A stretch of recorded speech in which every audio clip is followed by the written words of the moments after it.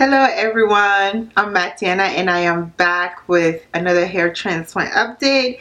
So I did skip the 3 months hair transplant update, so I'm back with a 3 and 4 months update. I decided to combine them together because this time around it's hard to see any growth because I already had like some hair growing in that area, so it's actually covering whatever progress I may have. I personally think that to actually see the results of this second hair transplant, I have to be like at least a little farther along.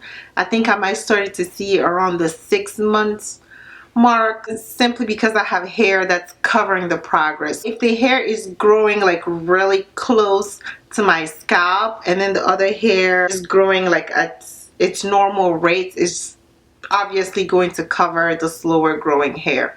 But I did go back and look at some pictures from my first hair transplant. That's how I came out with the conclusion, because at 3-4 months, like at 3 months there was hardly anything, and at 4 months there was like barely, there were some like fuzzy things on there some fuzzy looking hair on that area. So of course my other hair, this hair is covering it, because since the transplant the hair in the front has been shaved.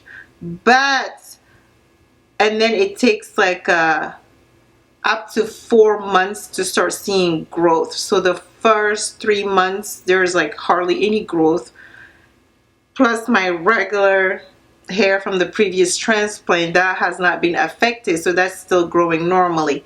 So the new transplanted hair is growing underneath it. I hope all of this makes sense, okay? So it has been 4 months since my hair transplant. I can't see any results. I know the growth is there because at 4 months is when you're supposed to start seeing growth, but I can't see it because the hair from the first hair transplant is covering it all. But however, I have like so many people asking me for update. Hopefully 5 and 6 and 7, 8 months we can really start seeing that HD result, that high definition hair transplant result. But for the moment being, I'm just going to show you guys what I have.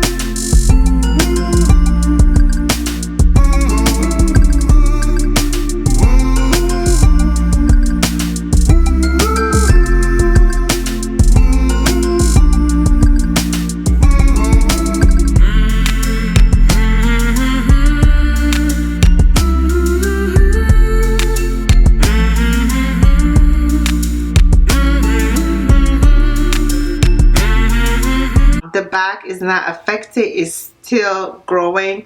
I'm thinking about making a video for the back of my hair transplant, because some people are asking me if the doctor went back to the area of the first surgery or did he go back to another section. I have answered some of that questions in the comments, but I'm going to make a detailed video and explain to you guys what the doctor told me. So I feel like I don't want to put that in this update or in my update, because it's just going to make it long, and my YouTube analytics says that you guys don't like long videos, so I have to make that in a separate video and make a short video. As I'm saying, the back has not been affected, it's still growing at its normal rate.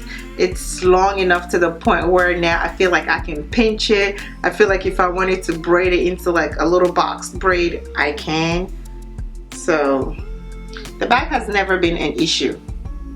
As I mentioned before, find a hair transplant doctor or clinic that can preserve your donor area, because if the donor area is well preserved, you can get as many hair transplants as you need.